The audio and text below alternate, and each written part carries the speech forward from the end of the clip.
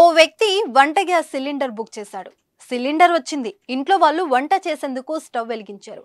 అయితే ఎంత ప్రయత్నించినా స్టవ్ వెలగడం లేదు. ఏమైందబ్బా, ఈ రోజే సిలిండర్ నింపించాం కదా, ఎందుకు వెలగడం లేదని బుర్ర బద్దలు కొట్టుకున్నాడు యజమాని. ఎంతలా అంటే సిలిండర్ తీసి నేలకు కొట్టేద్దాం అనేంత విధంగా విసిగిపోయాడు. ఏం ఆలోచన వచ్చిందో ఏమో గాని చివరిసారిగా సిలిండర్లో గ్యాస్ ఉందో లేదో చూద్దాం అనుకున్నాడు. సిలిండర్ను ఊపి చూడగా నీళ్లలా శబ్దం వచ్చింది. ఏంటి గ్యాస్ శబ్దం నీళ్లలా వస్తుందేంటి అని అనుమానం వచ్చి సిలిండర్ను వంచాడు. దీంతో ఒక్కసారిగా షాక్ కి గురయ్యాడు. గజం కేవలం 23,000 రూపాయలతో 165 గజాల భూమి కేవలం 38 లక్షలు మాత్రమే. అందులో గ్యాస్ కు బదులు నీళ్లు బయటకు వచ్చాయి. అవాక్కయ్యాడు. ఏం జరుగుతుందో ఒక్కసారి అర్థం కాలేదు.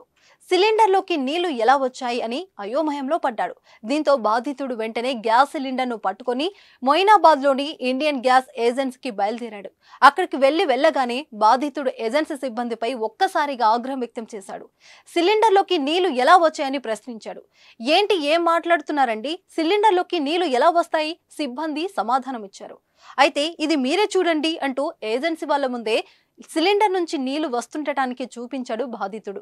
సిబ్బంది కూడా నోరెళ్లబెట్టాడు. అయితే వాళ్ళు తమకేం సంబంధం లేదని సర్ది చెప్పి మరో సిలిండర్ ఇచ్చి పంపించారు. ఇండియన్ గ్యాస్ ఏజెన్సీ నిర్వాహకుల తీరుపై బాధితుడు శేఖర్ ఆగ్రహం వ్యక్తం చేశాడు.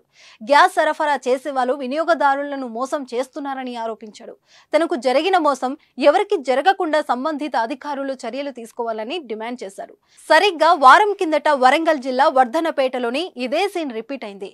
ట్విస్ట్ ఏంటంటే ఇక్కడ కూడా ఇండియన్ గ్యాస్ ఏజెన్సీకి చెందిన సిలిండర్ నుంచి నీళ్లు వచ్చాయి. వర్ధనపేట పట్టణానికి చెందిన ఆకుల సత్యం అనే స్థానికుడు ఇంట్లో ఈ ఘటన జరిగింది.